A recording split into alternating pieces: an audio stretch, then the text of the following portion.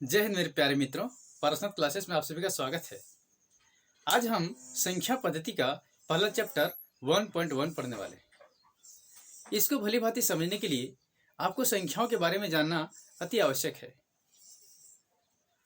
आपको ज़्यादा समझ में आया इसलिए डिस्क्रिप्शन में मैंने एक लिंक दिया हुआ है, उसमें संख्याओं के बारे में डिटेल्स किया हुआ है जो आपका सिलेबस में है। उससे पहले जाके कृपया देखें, उसके बाद ये आपको बहुत अच्छा से समझ में आएगा। फिलहाल हम शुरू करते हैं। धन्यवाद। देखिए, क्या शून्य एक परिमेय संख्या है? आपसे पूछ रहा है क्या शून्य एक परिमेय संख्या है? तो आपके मन में प्रश्न उठेगा कि परिमेय संख्या किसे कहते हैं। वैसे तो मैंने वीडियो इसका बना दिया है, फिलहाल यहाँ भी हम संक्षेप में चर्चा करते हैं। क्या शून्य एक परिमेय संख्या है? तो हम क्या करेंगे, शून्य लिखेंगे। ठीक है ना, हम शून्य लिख दिए। अब हम कैसे जानेंगे शून्य एक परिमेय संख्या है? परिमेय संख्या का गुण क्या है कि उसे P/Q के रूप में होना चाहिए। तो ध्यान दीजिएगा, किसी के हर में यानी नीचे कुछ नहीं रहता है ना दोस्तों, तो हम अपने से क्या लगाते हैं, एक लगाते हैं ना। तो हम अपने से एक लिख सकते हैं। तो क्या शून्य एक परिमेय संख्या? आप देख रहे हैं कि शून्य एक परिमेय संख्या है क्योंकि बट्टा में लिख चुके हैं। और परिमेय संख्या का और क्या गुण है कि Q 0 नहीं होना चाहिए, यानी नीचे 0 नहीं होना चाहिए। देखिए, नीचे तो 0 नहीं है ना, ऊपर में है, उससे हमको कोई दिक्कत नहीं। ये रूल क्या है कि हर में 0 नहीं होना चाहिए, तो 0 नहीं है। क्या शून्य एक परिमेय संख्या है? क्या इसे P/Q के रूप में लिख सकते हैं? हाँ, इसे P/Q के रूप में लिख सकते हैं। जैसे कि 0/1 लिख सकते हैं कि नहीं? लिख दिए। देखिए, कहता है जहां P और Q पूर्णांक है, हमको कुछ नहीं करना है, सब तो यही बता दे रहा है, केवल समझना है। ये बोल रहा है क्या शून्य एक परिमेय संख्या? तो देख लीजिए, शून्य एक परिमेय संख्या, क्योंकि हम बट्टा में एक लिख सकते हैं ना, किसी के बट्टा में एक लिख सकते हैं। फिर कहता है क्या इसे P/Q के रूप में लिख सकते हैं? हाँ, लिख सकते हैं, 0/1 लिख सकते हैं ना। फिर कहता है जहां P और Q पूर्णांक है, आप देखिए शून्य भी पूर्णांक है और 1 भी क्या है, पूर्णांक है। ये तो बोल दिया, सारा चीज तो यही कर रहा है। और कहता है Q बराबर देके ऐसे काट दिया, क्रॉस किया है, इसका मतलब है Q is not equal to 0, यानी Q 0 नहीं होना चाहिए। देखिए, Q 0 नहीं है, P ऊपर वाला और नीचे वाला क्या है, Q, तो Q 0 नहीं है। इसका मतलब शून्य क्या है, परिमेय संख्या है। बस हो गया। तो आप लिख सकते हैं हाँ, शून्य एक परिमेय संख्या है। हाँ, शून्य एक परिमेय संख्या। ठीक है, शून्य क्या है, परिमेय संख्या। कहते हैं क्या इसे P/Q के रूप में लिख सकते हैं? अब लिखेंगे हाँ, क्या लिख सकते हैं, हाँ लिखिए, या तो हाँ इसे P/Q के रूप में लिख सकते हैं। बस केवल हाँ भी आप दे देंगे तो काम चल जाएगा। जैसे कि आपको कोई पूछेगा कि आपने खाना खाया, तो बोलेंगे हाँ। या तो आप ऐसे भी कर सकते हैं, हम रोटी खाएं, चावल खाएं, कुछ भी हम वैसे भी बोल सकते हैं। तो यहाँ पूरा आप डिटेल्स लिखिए कि हाँ P/Q के रूप में इसे लिखा जा सकता है, नहीं तो केवल हाँ, बस इतना ही आंसर दे सकते हैं। ये आपका बन गया। अब हम दूसरा नंबर में चलते हैं। ठीक है, अब दूसरा नंबर क्वेश्चन हम लोग हल करने वाले। देखिए, ये बहुत ही आसान है दोस्तों। 3 और 4 के बीच में परिमेय संख्या निकालना है ना। 3 और 4 के बीच में क्या निकालना, परिमेय संख्या। अब ध्यान दीजिए, इसको समझने के लिए हम क्या करते हैं, हम आपसे पूछ लें कि 5 और 7 के बीच में कितनी संख्या है, तो आप कह देंगे 6 है ना। दोनों के बीच में क्या है, 6 है। लेकिन यहाँ 3 और 4 के बीच में आपको कोई गैप नजर नहीं आ रहा होगा। 3 और 4 के बीच में आपको कुछ दिखाई नहीं दे रहा होगा, लेकिन ध्यान रहे यहाँ भी संख्या है, आपको परिमेय संख्या यहाँ भी निकालना है। अब इसे समझिए, 3 और 4 के बीच में है कितनी परिमेय संख्या निकालना, 6 ठो। एक बात और, दो संख्याओं के बीच में अनंत परिमेय संख्या होते हैं जिसका हम गिनती भी नहीं कर सकते। ठीक है, दो संख्याओं के बीच में कितने होते हैं, आपको देखने में तो लग रहा है कि इसके बीच में कोई संख्या नहीं, लेकिन अनंत परिमेय संख्या है, उसे आप कभी भी खत्म नहीं कर सकते हैं। देखिए कैसे निकालते हैं इसको दो तरीके से हम निकालेंगे। इसका दो तरीका, या तो 10 से गुना कर लीजिए या तो 20 से गुना कर लीजिए, आपकी मर्जी। या तो एक सिंपल, ज़्यादा कुछ नहीं करना है, जितना कहेगा ना उससे एक बढ़ा देना है। देखिए, पहला तरीका क्या है, 3 और 4 के बीच में 6 परिमेय संख्या निकालना है, तो हम 7 से गुना कर लेंगे। यदि 7 कहता ना तो 8 से गुना करते, और 8 कहता तो 9, यानी जितना कहेगा उससे एक बढ़ा देना। ठीक है, तो हम फिलहाल हल करेंगे। यहाँ हम लिख सकते हैं 3 बराबर, चूंकि हम 3 को पहले हल करेंगे तो हम क्या लिख सकते हैं, इनको हम 6 ठो निकालना परिमेय संख्या, इसलिए 7 से गुना करेंगे ऊपर भी और 7 से नीचे भी। तो गुना कीजिए, 7 या 21 और बट्टा में कितना गया, 7। अब फिर लिखेंगे 4 बराबर, देखिए यहाँ भी हमको कितना निकालना है, 6 परिमेय संख्या, तो हम 7 से गुना करेंगे। अब यहाँ भी कितना से, 7 से, ऊपर भी 7 से और नीचे भी 7 से। अब आपके मन में एक प्रश्न उठता होगा कि गुना करना था तो कर देते, नीचे और ऊपर गुना करना जरूरी था क्या? हाँ बिल्कुल जरूरी, अभी हम समझते हैं। हम केवल नीचे गुना करते या तो ऊपर, तो काम चल सकता था कि नहीं? नहीं चलेगा दोस्तों, नहीं चलेगा। कैसे नहीं चलेगा, ध्यान दीजिएगा। यदि हम केवल इसको 7 से गुना कर दें, पहले इसका मान 7 था और अभी कितना हो जाएगा, 21, तो किसी के मान को हम अपने से घटा बढ़ा नहीं सकते हैं ना, किसी के मान को हम अपने से घटा बढ़ा नहीं सकते हैं। अब इसका हम उदाहरण देते हैं। मान लिया जाए आपके घर में 2 मेहमान आए, ठीक है, 2 ठो मेहमान आए आपके घर में, जो भी है उतना सा फिगर तो नहीं बन रहा, मान लिया जाए 2 ये मेहमान है दोनों आपके घर में, ठीक है।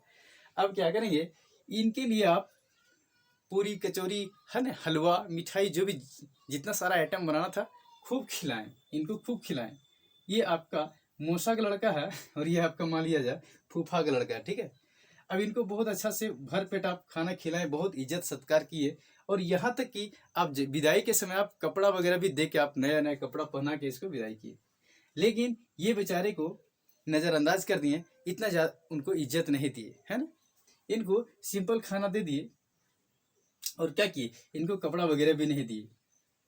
अब आपके घर से जब ये दोनों निकलेंगे ना, तो इनके तो बहुत अच्छा लगेगा क्योंकि इनका पूरा आदर सत्कार हुआ, लेकिन ये बेचारे अंदर से रोते हुए जाएंगे और सोचेंगे कि भगवान करे आपका घर कभी ना आए, है ना, ऐसा सोचते हुए जाएंगे। तो ये बात हुआ, यानी एक का आप ज़्यादा मान सत्कार कर दिए और दूसरे का नहीं किए। तो ध्यान दीजिएगा, संख्याओं के साथ ये हम समझाने के लिए किए थे, वही काम करना है आपको। क्या करना है, यदि ऊपर में गुना करेंगे ना तो नीचे भी देना है, ताकि किसी के मान पर कोई फर्क नहीं पड़े। यानी आप इसको दिए, जितना सारा सम्मान दिए, इनको भी देते, तो ये खुशी खुशी आपका दोबारा भी आपका घर आने का मन करता है ना। लेकिन इनका आत्मा पूरा दुखित हो गया, इसीलिए हमको संख्याओं का भी दुख नहीं पहुंचाना। क्या करना है, ऊपर भी जब 7 से गुना करेंगे ना तो नीचे भी 7 से गुना करेंगे। ऐसा क्यों? क्योंकि जब 7 और 7 कट जाएगा ना तो जैसा था वैसा ही रह जाएगा, है ना। संख्याओं को कोई प्रभाव पड़ा क्या? नहीं, जैसा पहले था वैसा ही रह जाएगा। अब यहाँ भी 7 7 से गुना किए तो नीचे भी 7 और 7 ऊपर में जब कट जाएगा तो देखिए पहले 4 था, अभी भी 4 है, यानी उसके मान में कोई परिवर्तन नहीं हुआ है ना। उसका मान सम्मान में कोई परिवर्तन नहीं हुआ क्या? नहीं, यानी इसका वैल्यू जैसे का तैसे रहा। तो हम कह सकते हैं 4 सती 28 और बट्टा में कितना आ गया, 7। फिलहाल ये आपके मेहमान को उड़ा देते हैं यहाँ से, ठीक है।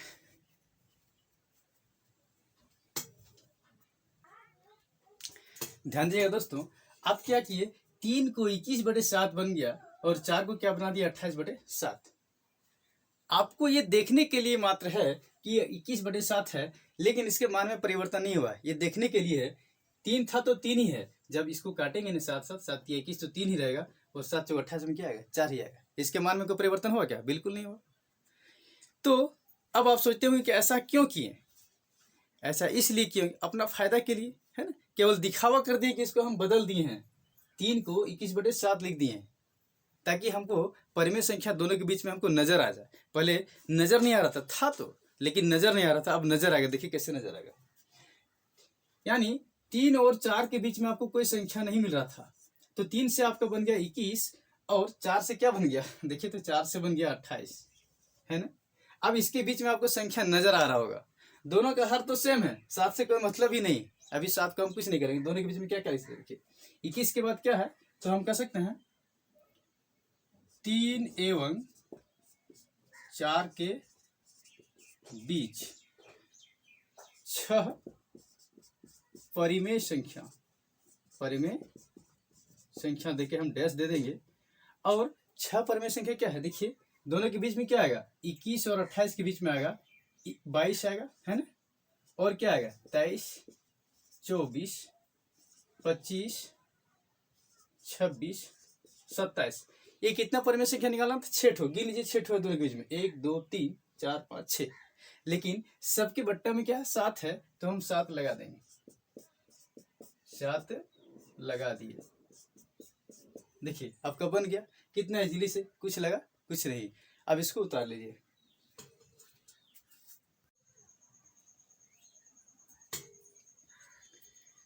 देखिए अब हम तीसरा नंबर क्वेश्चन हल करने वाले हैं। यहाँ क्या करना है, 3/5 और 4/5 के बीच में परिमेय संख्या निकालना। ठीक है, इसको समझने के लिए पहले 2 नंबर आप देख लीजिए, या तो यहाँ से भी आप समझ सकते हैं, कोई दिक्कत नहीं। ठीक है, 3/5 और 4/5 के बीच में 5 परिमेय संख्या निकालना है। अभी थोड़ा देर पहले मैंने बताया था अगला वीडियो में, यानी दूसरा नंबर क्वेश्चन में। ठीक है, क्या बताए थे कि मान लिया जाए 2 और 5 के बीच में आपसे पूछा जाए कितनी संख्या है, तो आप कहेंगे 3 और 4, यानी 2 संख्या है। क्या है, 3 और 4। लेकिन 3/5 और 4/5 के बीच में आपको कोई संख्या गैप नजर नहीं आ रहा है ना, गैपिंग, यानी 3/5 और 4/5 के बीच में कोई गैप नजर नहीं आ रहा, लेकिन इसके बीच में संख्या है। अब हम कैसे पता करेंगे, इसको बनाने का 2 नियम है। या तो आप 10 से गुना कर लीजिए, या तो जितना बोल रहा है निकालने के लिए उससे 1 बढ़ जाइए, 1 कदम मात्रा आगे। ठीक है, देखिए आप ध्यान दीजिएगा, 5 परिमेय संख्या निकालना है तो हम 6 से गुना करेंगे। 6 निकालना बोलते तो 7 से गुना करते, और 7 बोलता तो 8 से गुना करते, यानी 1 बढ़ा देना है। एक तरीका तो ये हुआ, और दूसरा तरीका क्या है, दोनों में हम ऊपर नीचे 10 से गुना कर देंगे। अब कुछ बच्चे आंसर मिलाने चलेंगे, है ना, तो आंसर तो नहीं मिलेगा किन्हीं किन्हीं का। मान लिया जाए, हो सकता है बुक में जो बनाया हुआ है वो 10 मान के बनाया, आप 20 भी मान सकते हैं, क्योंकि दोनों के बीच में परिमेय संख्या की कोई कमी नहीं है। दोनों के बीच में परिमेय संख्या कोई कमी नहीं है। आपको 6 निकालने बोल रहा है, लेकिन इसके अंदर में मात्र 6 ही परिमेय संख्या नहीं है। जैसे कितना बोल रहा है, 5, तो 2 परिमेय संख्याओं के बीच जो परिमेय संख्या है, 2 परिमेय संख्याओं के बीच में यानी अनंत परिमेय संख्या होते हैं ना, 2 संख्याओं के बीच क्या होते हैं, अनंत परिमेय संख्या होते हैं। और आप यहाँ 6 ठो यहाँ लिख देंगे, तो क्या इतना ही संख्या है? नहीं, बहुत ज़्यादा है। तो मान लिया जाए कोई 10 से गुना करेगा, कोई 20 से गुना करेगा, अलग अलग तरीका बनाने का, और सबका एक दूसरे से आंसर मैच नहीं करेगा, क्योंकि परिमेय संख्याओं का कोई कमी नहीं है। ठीक है, तो इस पर आंसर पर जोर नहीं देंगे, आप समझने पर जोर देंगे। ठीक है, देखिए अब 3/5 और 4/5 बीच 5 परिमेय संख्या, तो 1 बढ़ा देना है। तो सबसे पहले लिखना है दोस्तों, यहाँ 3/5 है ना, तो यहाँ लिख दीजिए 3/5। ठीक है, और क्या करना है, 1 बढ़ा देना। 5 बोल रहा है तो हम ऊपर नीचे 6 से गुना कर देंगे। अब ऊपर नीचे इसलिए गुना करते हैं क्योंकि 6 और 6 कट जाएगा, इसके मान में कोई परिवर्तन नहीं रहेगा, जितना था उतना ही रह जाएगा, इसीलिए हम ऊपर नीचे गुना कर देते हैं, और हमको गैपिंग भी नजर आ जाएगा। देखिए 6 × 18 और 6 × 5 = 30। अब इसको भी हम क्या करेंगे, 4/5 को 6 से ऊपर भी और 6 से नीचे भी गुना करेंगे, है ना, तो 6 चौक कितना हो जाएगा, 24, और 6 × 5 = 30। पहले 2 संख्याओं के बीच में 3/5 और 4/5 के बीच में कोई गैप नहीं था। अब देखिए गैप आपको नजर आ रहा है, यहाँ 18 और 24 के बीच में अंतर आपको पता चल रहा है। 18, 19, 20, 21, 22, 23, 24, 6 संख्या दिख रहा है ना, 6 ठो गैप आ गया, इसीलिए हम ऐसा किए, ऊपर नीचे गुना किए। ये आपको देखने के लिए 18 और 30 है, लेकिन वास्तव में ये 3/5 ही है। अपना सुविधा के लिए गैप को नजर आने के लिए, उसके बीच में कितनी संख्या है उसके नजर आने के लिए हम क्या किए, ऊपर नीचे गुना कर दिए। समझे ना, वहां छुपा हुआ था, आपको उभर के नजर आ रहा होगा। अब आप लिख सकते हैं 3/5 एवं 4/5 के बीच कितना, 5 परिमेय संख्या है ना, 5 परिमेय संख्या क्या है, 5। 18 और 24 के बीच में क्या है, 18 के बाद क्या आता है, 19, फिर क्या आता है, 20, 21, 22, 23 तक ही जाना है। ताकि 18 और 24 के बीच में, 18 और 24 के बीच में क्या क्या आ गया, 19, 20, 21, 22, 23 है ना, 19, 20, 21, 22, 23, 5 संख्या हो गया। अब सबके बट्टा में क्या है, देखिए 30 है, तो हम लिख देंगे 30, यानी आप कह सकते हैं ये 5 परिमेय संख्या निकल गया। अब कोई दोस्त जो ऐसा है ऊपर नीचे 10 से गुना करके बनाएंगे, उसका भी गलत नहीं है, वैसे भी बन जाएगा। आप चाहे तो 20 से गुना कर ले, आपकी मर्जी, क्योंकि जब वो कटेगा ऊपर नीचे 10 और 10, तो जैसा था वैसा ही रहेगा, तो सबका आंसर कैसे मैच करेगा। तो आप केवल नियम सीखने पर जोर दीजिए, है ना, जो नियम है, क्योंकि 2 संख्या के बीच में हम 5 तो निकाले हैं, लेकिन 5 ही परिमेय संख्या नहीं, अनंत है, तो क्या हम सभी को यहाँ लिख सकते हैं, नहीं लिख सकते, इसलिए ये आपका आंसर हुआ।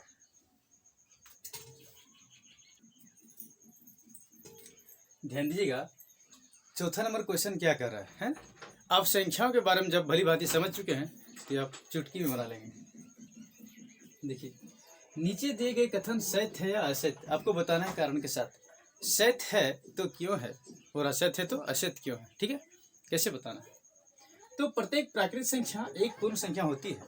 अब हम क्या करेंगे, इसको समझने के लिए थोड़ा सा हम आगे चलेंगे। अब प्राकृतिक संख्या क्या है? 1, 2, 3 ... ये आपका क्या है? प्राकृत है। आप तो पढ़ चुके हैं, 1 से शुरू होती है। प्राकृतिक संख्या कहाँ शुरू होती है? 1 से।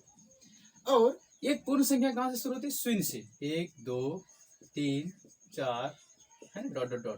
ये आपका हो गया पूर्ण। ये बोल रहा है प्रत्येक प्राकृतिक संख्या, मतलब प्रत्येक का मतलब क्या? 1 भी, 2 भी, 3 भी, है ना? प्रत्येक प्राकृतिक संख्या क्या होती है? पूर्ण संख्या होती है। ये बात सही है कि गलत है, हम कैसे समझेंगे? ध्यान दीजिएगा। अब प्रत्येक प्राकृतिक संख्या जो है पूर्ण संख्या होती है, इसका मतलब पूर्ण संख्या में प्राकृतिक होना चाहिए, है ना? तो कहता है प्रत्येक प्राकृतिक संख्या, देखिए प्रत्येक प्राकृतिक संख्या पूर्ण में है कि नहीं। देखिए प्रत्येक है, यहां से यहां तक है कि नहीं, यहां से यहां पूरा है ना? तो कहता है प्रत्येक प्राकृतिक संख्या एक पूर्ण संख्या होती है। तो प्रत्येक प्राकृतिक संख्या देख लीजिए पूर्ण में है कि नहीं है, इसका मतलब हाँ होती है। क्यों? क्योंकि पूर्ण संख्याओं में प्राकृतिक संख्या तो पहले से मौजूद है ना। तो हम लिख सकते हैं सत्य। क्या लिखेंगे? सत्य। अब सत्य क्यों हुआ, कारण देना हो, लिख सकते हैं क्योंकि पूर्ण संख्याओं के समूह में, पूर्ण संख्याओं के समूह में सभी प्राकृतिक संख्या होती है। देखिए है कि नहीं, सभी प्राकृतिक संख्या है, सभी प्राकृतिक संख्याएं होती हैं, है ना? सभी प्राकृतिक संख्या होती है। हो गया आपका 1 नंबर क्लियर। अब दूसरा नंबर दो, क्या बोल रहा है?